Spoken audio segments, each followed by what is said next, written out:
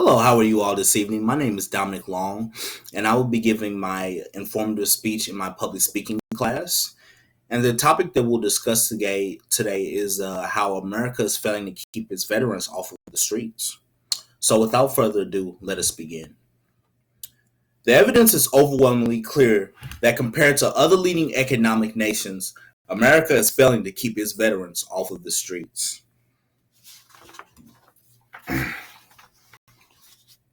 The United States of America is failing to keep its veterans off of the streets, and it could have dire consequences if this crisis continues. So, in today's discussion, I will talk about how the statistics show that America is failing to keep its veterans off the streets. I'll then go into detail about how America is doing compared to other leading economic nations with keeping its veterans off of the streets. And then lastly, I will talk about if this trend continues, what could be the long-term implications with this veteran homelessness crisis. All right, now to begin, according to the U.S. Interagency Council on Homelessness, there were 40 plus thousand homeless veterans in 2016. And according to the National Coalition for Homeless Veterans, veterans made up roughly about 11% of the homeless population in 2016. And that number is on the rise as more veterans are returning from Iraq, Operation New Dawn, and Operation Enduring Freedom. And these stats are backed by Elbogen et al., as they state that recent data indicates that veterans can approximately make up 16% of the homeless population at any given time. Okay, and in fact, according to Hodge, DePietro, and Horton Newell, veteran homelessness remains a prevalent, pervasive public health issue in the United States despite years of legal and policy interventions offering short and long-term solutions. So that's a powerful statement in and of itself. And Elbogen et al. Also go on to explain that an occasionally overlooked potential contributor to veteran homelessness is achieving financial stability after military service. And by that, they mean, in this regard, veterans face an array of barriers, including lack of stable employment, inability to budget and make ends meet, limited financial knowledge, poor judgment in making financial fiscal decisions, and a lack of material security, right? So these factors, these financial factors can exist independent of mental health diagnosis as well. So this is what research shows is a major contributor to veteran homelessness in America. So the next question that naturally ensues is, okay, Dominic, these numbers and statistics don't sound the greatest, but how could I suggest that America is failing to keep its veterans off the streets?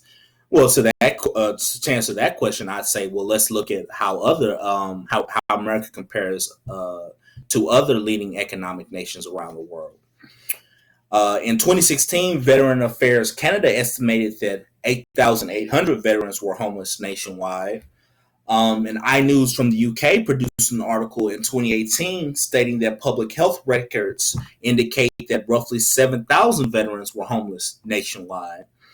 And the Conversation magazine in Australia produced an article talking about public health research, which indicated that 5,800 veterans were homeless nationwide in 2019. Okay, so to answer the previous question, as you can see from the stats, compared to other leading economic nations, America is far behind in regards to housing its homeless veterans, as you can see. And if this trend continues, it could potentially have dire consequences. So not housing veterans makes America look bad because it just looks bad if you're a leading economic nation and you're not housing your veterans. And that could have potential economic and military relational fallout with our allies. You never know. And also research shows that if America continues on this trend, then not only will we have to spend more money in taxes trying to service people, our homeless veterans, because they're more likely to get sexually transmitted diseases, more likely to cause damage due to being in sheer poverty. Burglary, theft goes up. And then they also might commit violent crimes under the influence of illegal narcotics. So not only do we have those two major issues to be concerned with, but we also have to be concerned with the youth seeing a lot of homeless veterans around the country and potentially becoming demoralized in servicing their country, because they can see from many examples around them that after they serve, their country is not going to service them. And that can have obvious implications on the future security of America if we have a whole generation that doesn't want to service their country. So in closing, the statistics show that America is failing to house its veterans when compared to other leading economic nations.